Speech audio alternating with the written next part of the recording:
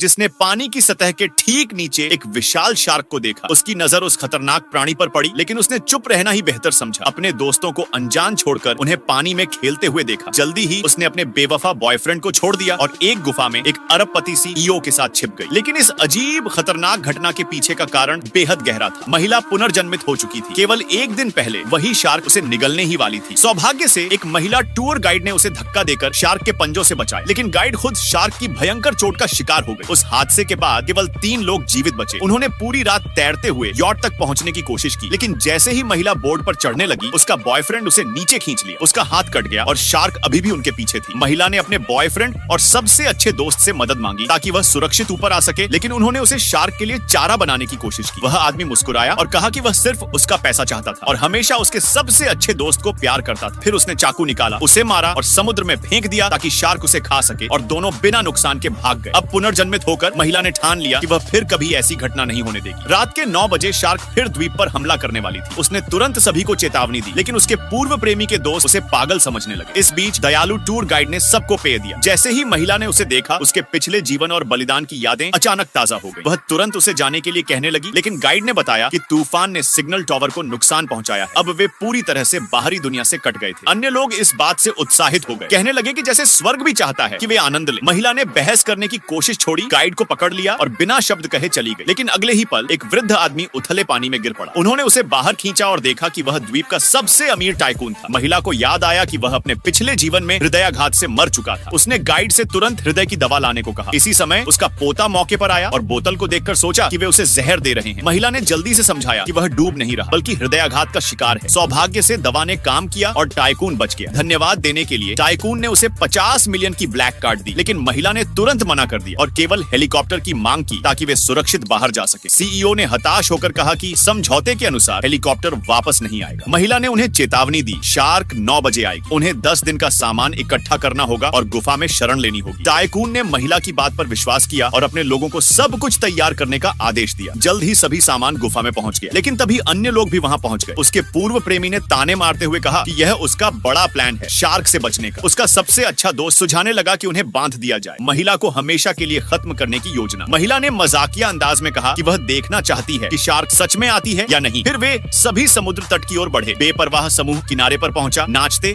और पार्टी करते हुए।